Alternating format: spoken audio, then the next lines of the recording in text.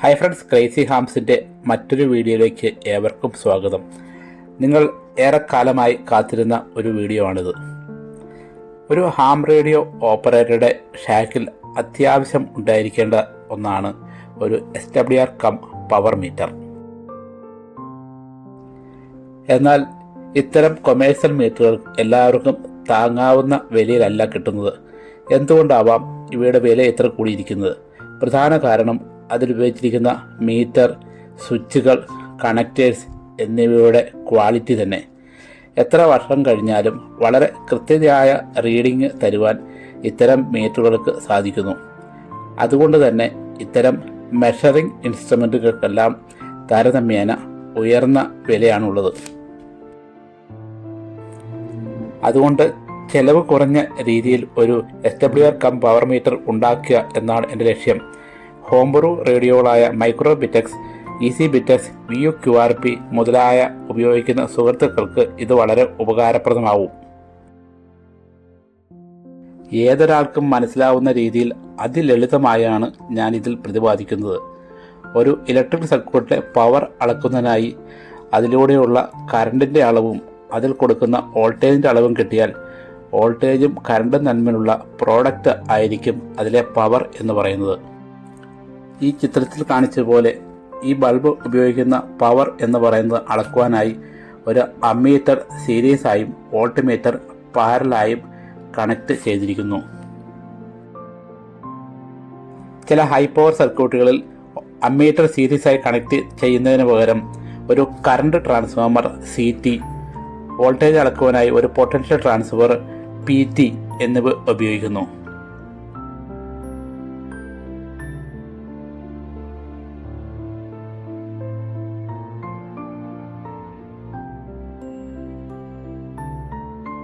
CTയുടെ റേഷ്യോയ്ക്ക് അനുപാതികമായ ഒരു കറണ്ടും PTയുടെ റേഷ്യോയ്ക്ക് അനുപാതികമായ ഒരു വോൾട്ടേജും ഇതിൽ കാണിക്കുന്നു. ഇവ ഒരു വാട്ട് മീറ്ററിൽ കണക്ട് ചെയ്താൽ ആ ലോഡിൽ ഉപയോഗിക്കുന്ന പവർ വളരെ എളുപ്പത്തിൽ കണ്ടുപിടിക്കാം.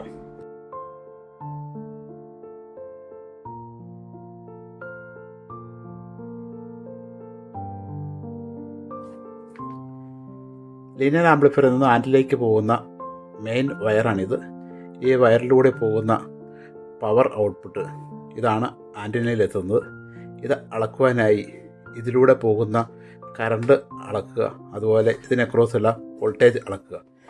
ഇതിനായി ഈ വയറിൻ്റെ ഇൻസുലേഷൻ കുറച്ച് ഭാഗം ഇതുപോലെ കളയാം.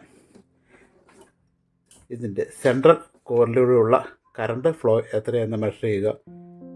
അതിനായി ഇൻസുലേഷനുള്ള ഭാഗം കളഞ്ഞ് സെൻട്രൽ കോർ മാത്രം എടുത്തിരിക്കുന്നു.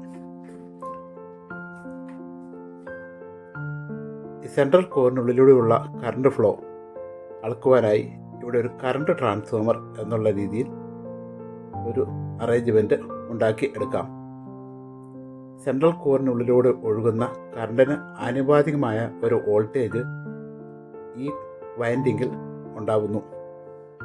അതുപോലെ തന്നെ സെൻട്രൽ കോറിനും ഷീൽഡിനും അക്രോസുള്ള വോൾട്ടേജ് എത്രയെന്ന് അളക്കുവാനായി മറ്റൊരു ടോറോയിഡൽ കോറും ആവശ്യമാണ്. ഇപ്രകാരം ലീനിയർ ആംപ്ലിഫയർ അഥവാ റേഡിയോയിൽ നിന്നും ആൻറ്റിനയിലേക്ക് പോകുന്ന കേബിളിലെ സെൻട്രൽ കോറിലുള്ള കറണ്ടിൻ്റെ അളവും സെൻട്രൽ കോറും ഷീൽഡും തമ്മിലുള്ള വോൾട്ടേജും കിട്ടിക്കഴിഞ്ഞാൽ അവയിൽ നിന്നും നമുക്ക് പവർ കാൽക്കുലേറ്റ് ചെയ്തെടുക്കാം. അതിനുള്ള ഒരു മെത്തേഡാണ് SWR പവർ ബ്രിഡ്ജ്. ഇപ്രകാരം അത് ചെയ്യുന്നത് വളരെ അരോചകമാണ്. അതുകൊണ്ട് നമുക്ക് ഈ വയറിന് അറ്റത്ത് 2 കണക്റ്റേഴ്സ് ഫിറ്റ് ചെയ്യുകയാണെങ്കിൽ വളരെ എളുപ്പമായി ഇത് ചെയ്യാവുന്നതാണ്. റേഡിയോയിൽ നിന്ന് അല്ലെങ്കിൽ ലീനിയർ ആംപ്ലിഫയറിൽ നിന്നും ആൻറ്റിനയിലേക്ക് പോകുന്ന വയർ ഇടയ്ക്ക് വെച്ച് ഒന്ന് മുറിച്ച് 2 PL259 കണക്ടറും അതുപോലെ SO239 ഫീമെയിൽ ഫിറ്റ് ചെയ്ത ഒരു SWR പവർ ബ്രിഡ്ജ് ഉണ്ടാക്കി എടുക്കുകയാണെങ്കിൽ വളരെ എളുപ്പം കൈകാര്യം. SWR ബ്രിഡ്ജ് ഉണ്ടാക്കുന്നതിന് മുമ്പായി ഇതിൽ ഉപയോഗിക്കുന്ന മീറ്റർ ഏത് വേണം എന്ന് നോക്കാം. Permanent magnet type moving coil മീറ്ററാണ് ഇതിന് നല്ലത്. ഈ കാണുന്ന വിധത്തിലുള്ള ഏത് മീറ്റർ വേണമെങ്കിലും ഉപയോഗിക്കാം. ഇവയെല്ലാം DC റേഞ്ചിൽ ഉള്ളവയായിരിക്കണം. ഇത്തരം കാലിബ്രേറ്റ് ചെയ്തിട്ടുള്ള പ്രത്യേക ആവശ്യത്തിന് മാത്രം വരുന്ന മീറ്ററുകളും ഉപയോഗിക്കാം.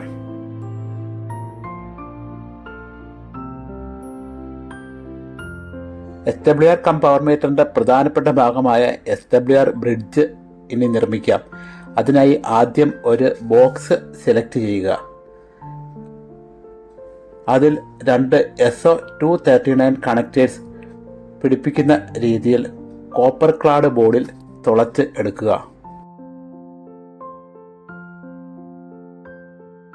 SO239 കണക്റ്റേഴ്സ് PCBയുടെ ഒരു സൈഡിലേക്ക് മാറ്റി വയ്ക്കുകയാണെങ്കിൽ മറു സൈഡിൽ ബാക്കിയുള്ള കണക്ഷൻസ് എല്ലാം വയ്ക്കുവാൻ പറ്റും. ഈ ഒരു ക്രോസ് നീഡിൽ മീറ്ററാണ് ഇതിൽ ഫിറ്റ് ചെയ്യാൻ ഉദ്ദേശിക്കുന്നത്. അതിന് പാകത്തിൽ കട്ട് ചെയ്ത് എടുത്തിരിക്കുന്നു. ഇതൊരു ഡയമണ്ട് SX200 മോഡലിലാണ് ഉണ്ടാക്കുന്നത്. അതിനു വേണ്ടിയിട്ട് 3 സ്വിച്ചുകൾ ആവശ്യമാണ്. അതുകൂടാതെ ഒരു കാലിബ്രേഷൻ സ്വിച്ചും വേണം. അതിനായി കട്ട് ചെയ്തിരിക്കുന്നു. ഒരു ടാൻഡം മാച്ച് ഡയറക്ഷണൽ കപ്ലറാണ് നമ്മൾ ഉണ്ടാക്കുവാൻ ഉദ്ദേശിക്കുന്നത്. അതിനായി ഒരേ നീളത്തിലുള്ള RG58 കേബിൾ 2 പീസ് മുറിച്ച് എടുക്കുക. അതിൻ്റെ 2 അറ്റത്തു നിന്നും ഇൻസുലേഷൻ മാറ്റിയതിന് ശേഷം ഗ്രൗണ്ട് വയർ ഒരു വശത്തേക്ക് മാത്രം നീട്ടിവയ്ക്കുക. ഈ കേബിളിൻ്റെ ഒരു വശം മാത്രമേ ഗ്രൗണ്ട് ചെയ്യാവുള്ളൂ. കറണ്ട് ട്രാൻസ്ഫോമറായി ഉപയോഗിക്കുന്ന ഭാഗത്ത് ഒരു കോർ ഇടുക. പൊട്ടൻഷ്യൽ ട്രാൻസ്ഫോമറിൻ്റെ ഭാഗത്ത് 2 കോർ വേണം. കാരണം പൊട്ടൻഷ്യൽ ട്രാൻസ്ഫോമർ വോൾട്ടേജിന് എക്രോസ് ആയിട്ടാണ് കണക്ട് ചെയ്യുന്നത്. വൈൻഡ് ചെയ്യുവാനായി ഒരു RG58 പുറത്ത് കയറ്റിയിട്ടിട്ട് ചെയ്യുന്നത് വളരെ എളുപ്പമായിരിക്കും. 25 അല്ലെങ്കിൽ 30 ടേൺസിന് ഇടയ്ക്ക് എത്ര വെള്ളം ഉപയോഗിക്കാം. ഈ 2 കോയിലും ഒരേ നമ്പർ ഓഫ് ടേൺസ് ആയിരിക്കണം. ചെറിയ പവർ ആവശ്യത്തിന് ഒരു കോർ ഉപയോഗിച്ചാലും മതിയാവും. മേളിലുള്ള കറണ്ട് ട്രാൻസ്ഫോമറിൻ്റെ താഴെയുള്ള പൊട്ടൻഷ്യൽ ട്രാൻസ്ഫോമറിൻ്റെ തുടക്കവും ഒടുക്കവും ഒരുപോലെ ആയിരിക്കണം. സ്റ്റാർട്ടിംഗ് പോയിന്റും എൻഡിങ് പോയിന്റും മാറിപ്പോകരുത്. ആൻറ്റിനയുടെ ഇംപെഡൻസ് ആയ 50 ഓംസിന് വേണ്ടിയിട്ടാണ് 2 റെസിസ്റ്റേഴ്സ് പാരലായി കണക്ട് ചെയ്ത് വച്ചിരിക്കുന്നത്. വൈൻഡ് ചെയ്ത ടോറോയിഡുകൾ RG58 കോയിൽ കടത്തി വെച്ചതിന് ശേഷം RG58 ഒരു എൻഡ് മാത്രം ഗ്രൗണ്ട് ചെയ്യുക.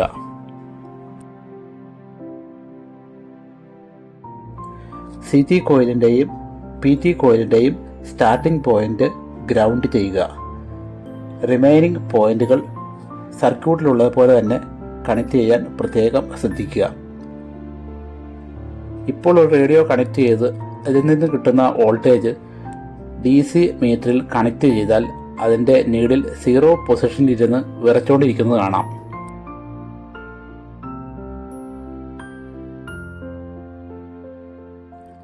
ഇതിൽ നിന്നും വരുന്ന AC വോൾട്ടേജിനെ റെക്ടിഫൈ ചെയ്ത് DC വോൾട്ടേജ് ആക്കുവാൻ ഇത്തരം ഡയോഡ് ഉപയോഗിക്കുന്നു. ഈ പറയുന്ന നമ്പറിലുള്ള ഏത് ഡയോഡും ഉപയോഗിക്കാം. ഇവയിൽ നിന്നും ഒരേപോലെയുള്ള ഫോർവേഡ് വോൾട്ടേജ് കാണിക്കുന്ന 2 ഡയോഡ് കണ്ടുപിടിച്ചെടുക്കുക.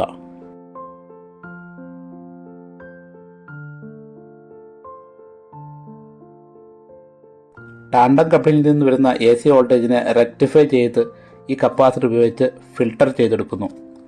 അവയെ 50 ഓംസ് ഇംപെഡൻസ് മാച്ചിങ്ങിന് വേണ്ടി 2 100 ഓംസ് റെസിസ്റ്റർ പാരലായി കണക്ട് ചെയ്യുന്നു.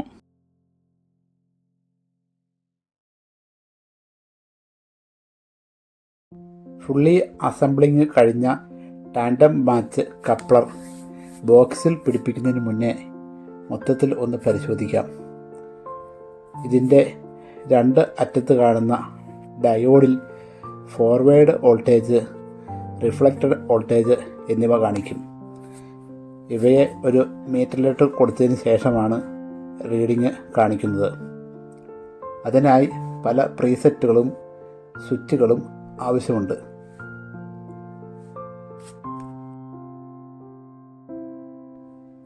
അസംബ്ലിങ് കഴിഞ്ഞ ഈ കപ്ലർ ഒരു മൾട്ടിമീറ്റർ അതിൻ്റെ കണ്ടിന്യൂറ്റി മോഡിലിട്ടതിന് ശേഷം ടെസ്റ്റ് ചെയ്ത് നോക്കുക.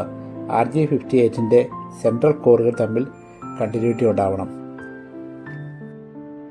ഡയോഡുകൾ ടെസ്റ്റ് ചെയ്യുമ്പോൾ അവ ഒരു വശത്തേക്ക് മാത്രമേ റീഡിങ് കാണിക്കുകയുള്ളൂ. പ്രോബ് തിരിച്ചു പിടിച്ചാൽ റീഡിങ് ഉണ്ടായിരിക്കുന്നതല്ല. ഇതിലുപയോഗിക്കുന്ന 2 ഡയോഡുകളും ഏകദേശം ഒരേപോലുള്ള ഫോർവേഡ് വോൾട്ടേജ് ഡ്രോപ്പ് കാണിക്കുന്നവയാണ്.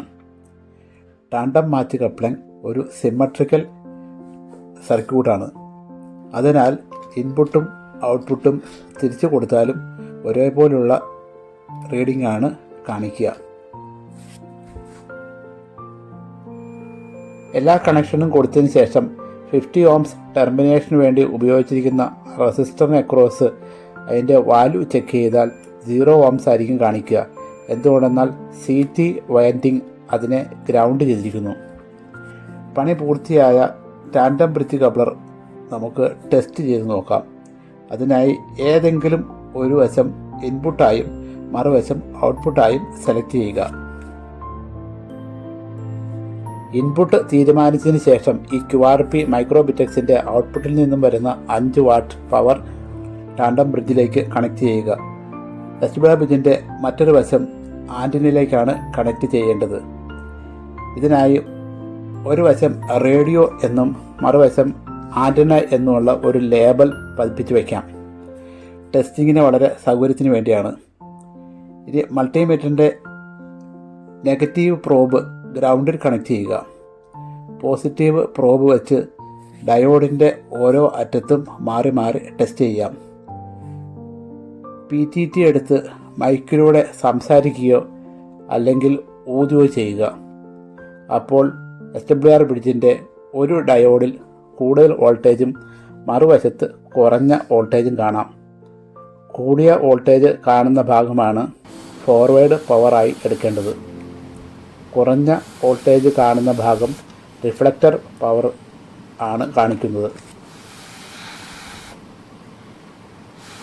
ഒരു ലീനിയർ പവർ ആംപ്ലിഫയർ ഉപയോഗിക്കുകയാണെങ്കിൽ ഇവിടെ കാണിക്കുന്ന വോൾട്ടേജിൻ്റെ അളവ് വളരെ കൂടുതലായിരിക്കും. അതിന് അനുയോജ്യമായ മൾട്ടിമീറ്റർ റേഞ്ച് സെലക്ട് ചെയ്യുക. ഇനിയിപ്പോൾ SWR ബ്രിഡ്ജിൻ്റെ ഇൻപുട്ട് ഔട്ട്പുട്ട് സ്വാപ്പ് ചെയ്യുക. ആദ്യം റേഡിയോ കൊടുത്തിരിക്കുന്ന ഭാഗത്ത് ആൻറ്റിനയിലേക്കും ആൻറ്റിന കൊടുത്ത ഭാഗം റേഡിയോയിലേക്കും കണക്ട് ചെയ്യുക. തിരിച്ചറിയാൻ വേണ്ടി ലേബൽ ഒട്ടിച്ചു വെച്ചിരിക്കുന്നു. ഇനി PTT പ്രസ് ചെയ്തുകൊണ്ട് PTT മൈക്കിലൂടെ സംസാരിക്കുകയോ ഊതുകയോ ചെയ്യുക. അതിനുശേഷം ഡയോഡിൽ വരുന്ന വോൾട്ടേജ് എത്രയെന്ന് മെഷർ ചെയ്യുക. ആദ്യം കാണിച്ച പരീക്ഷണത്തിൽ ഫോർവേഡ് ഡ്രോപ്പ് കാണിച്ച ഭാഗം ഇപ്പോൾ റിഫ്ലക്റ്റർ വോൾട്ടേജും ആദ്യം റിഫ്ലക്റ്റർ വോൾട്ടേജ് കാണിച്ച ഭാഗം ഇപ്പോൾ ഫോർവേഡ് വോൾട്ടേജുമായി കാണിക്കുന്നത്. ഈ SWR പവർ ബ്രിഡ്ജ് ഉപയോഗിച്ചുകൊണ്ട് SWR മീറ്റർ ഉണ്ടാക്കുമ്പോൾ കാലിബ്രേഷന് വേണ്ടിയിട്ട് ഈ പ്രവൃത്തി ആവശ്യമാണ്. ഏകദേശം 2 കിലോവാട്ട് വരെ അളക്കുവാൻ പാകത്തിനുള്ള SWR പവർ ബ്രിഡ്ജ് ഈ ടാൻഡം മാച്ച് കപ്ലർ റെഡിയായി കഴിഞ്ഞിരിക്കുന്നു. Forward reflector and ground power എടുക്കുന്നതിനായി 3 വയറുകൾ കണക്ട് ചെയ്യുക. പുറമേ നിന്നുള്ള ഇലക്ട്രോ മാഗ്നറ്റിക് ഇൻ്റർഫിയറൻസ് ഒഴിവാക്കുന്നതിനായി ഒരു മെറ്റൽ ബോക്സ് കൊണ്ട് ഇവയെ പൂർണ്ണമായും കവർ ചെയ്ത് വയ്ക്കുക. അലുമിനിയം ബോക്സ് ഇതിന് പറ്റുന്നതല്ല. ഇവയിൽ നിന്നും എടുത്തിരിക്കുന്ന ഈ 3 വയറുകൾ ആവശ്യമായ പ്രീസെറ്റ് സ്വിച്ച് വഴി മെഷർമെൻറ്റ് കാണിക്കുന്ന മീറ്ററിലേക്ക് കൊടുക്കാവുന്നതാണ്. അതിൻ്റെ ഡീറ്റെയിൽ ആയിട്ടുള്ള വീഡിയോ അടുത്ത ഭാഗത്തിൽ പറയാം. ഇതിനു വേണ്ടിയുള്ള സർക്യൂട്ട് ഡയഗ്രം ആണിതിൽ കാണുന്നത്. ഇൻ്റർനെറ്റിൽ നോക്കിയാൽ പല രീതിയിലുള്ള കണക്ഷൻസ് കാണാം. അതിൽ ഏറ്റവും സിമ്പിൾ ആയിട്ടുള്ളതാണ് ഇവിടെ പ്രതിപാദിച്ചിരിക്കുന്നത്. QRP ഓപ്പറേഷന് വേണ്ടിയിട്ടുള്ള ഒരു ചെറിയ ടാൻഡം മാച്ച് കപ്ലറാണിത്. ഇത് ഉപയോഗിച്ച് ഏകദേശം 200 വാട്ട് വരെ പവർ അളക്കാവുന്നതാണ്. ലാബിൽ ഉപയോഗിക്കുന്ന ചെറിയ ഒരു മീറ്ററാണ് ഇതിനു വേണ്ടി ഉപയോഗിച്ചിരിക്കുന്നത്. ഇതിൻ്റെ ഡീറ്റെയിൽസ് ഡിസ്ക്രിപ്ഷൻ ബോക്സിൽ കൊടുക്കാം.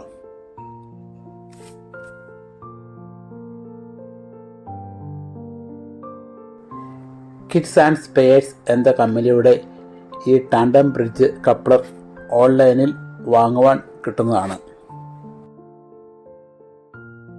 ഇതേ ടാൻഡം മാച്ച് ഡയറക്ഷണൽ കപ്ലറും ഒരു ആർഡിനോ നാനോയും ഉൾപ്പെടുത്തി ഇതിനെ ഡിജിറ്റൽ പവർ മീറ്ററായി മാറ്റുന്ന ഒരു ഡീറ്റെയിൽഡ് വീഡിയോ ഉടൻ തന്നെ വരുന്നുണ്ട്. ഈ വീഡിയോ നിങ്ങൾക്ക് ഇഷ്ടമായെങ്കിൽ ലൈക്ക് ചെയ്യുക, കമൻറ്റ് ചെയ്യുക. മറ്റൊരു വീഡിയോയിൽ വീണ്ടും കാണാം. Bye bye.